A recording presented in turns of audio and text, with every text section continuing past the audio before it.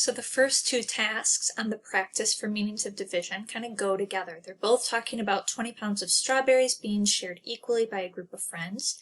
If we're using this equation, 20 divided by 5 equals 4, and it says that 5 represents the number of people. Well, if that's the case, then 4 has to represent the number of strawberries that each person gets. But if we change the scenario and now we say that the 5 represents the pounds of strawberries per person, well, now the 4 must represent the number of people. So there's two ways we can look at this division problem representing this particular situation. The same is true here. If we have a 6th grade science club that needs $180 to pay for all of the tickets and all the tickets cost the same amount, then there's two possible ways to interpret 180 divided by 15. It could mean that the tickets are $15 each, or it could mean that there's 15 people going.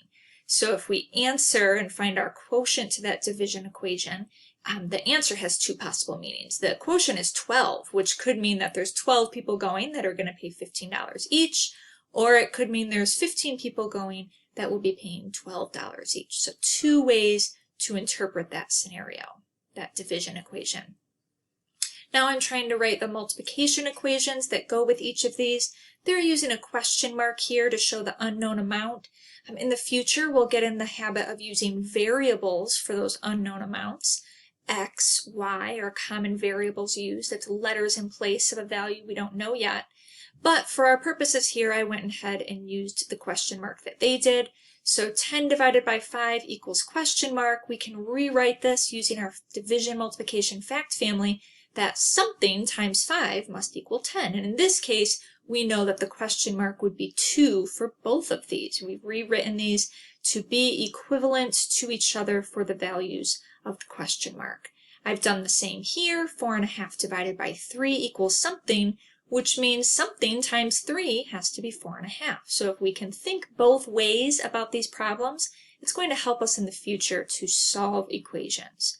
The same goes here. I've rewritten it as something times 4 equals a half. Now for this example, they wanted me to use a variable x for my unknown quantity. They said I could write a division or a multiplication equation. I wrote both. I also solved it so that way you can check your own work no matter which way you did it. If I wrote this one as a division problem, this 2.5 gallons is being poured into 5 equally sized bottles, so I divided by 5.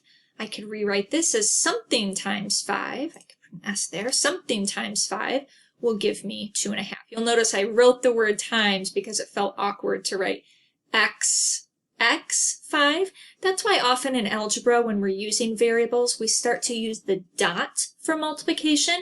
You're going to start seeing that more and more in this unit, using a dot. Now in this particular program, I couldn't put in the dot for multiplication, so I just wrote the word times. Something times 5 is 2.5, and my answer there for the variable is half a gallon.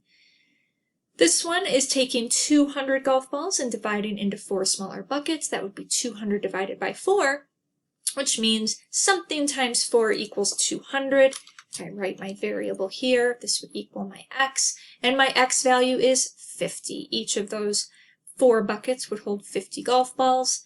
And then this one, taking those 16 socks, putting them into pairs, which means I'm dividing by 2. There's 2 in a pair.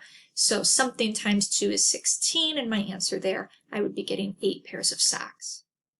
Now these take some thinking, and there's more than one way to answer them. I tried to show the range of possible answers.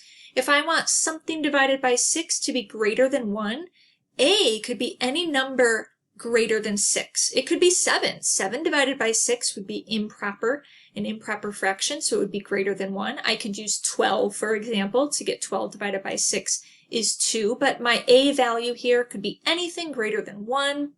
If I want A divided by 6 to equal 1, well, my only option is that A has to be 6. 6 divided by 6 gives me 1. If I want the value to be less than 1, then my A could be any number less than 6. It could be 5. 5 divided by 6 would be a decimal less than 1. It could be 3 divided by 6 would be a half, right? Those are just some examples. And if I want A divided by 6 to equal a whole number, so a whole number without a decimal involved, Well, it has to be a multiple of 6. It could be 6. 6 divided by 6 is 1, which is a whole number. It could be 12 divided by 6. That's another multiple to give me 2.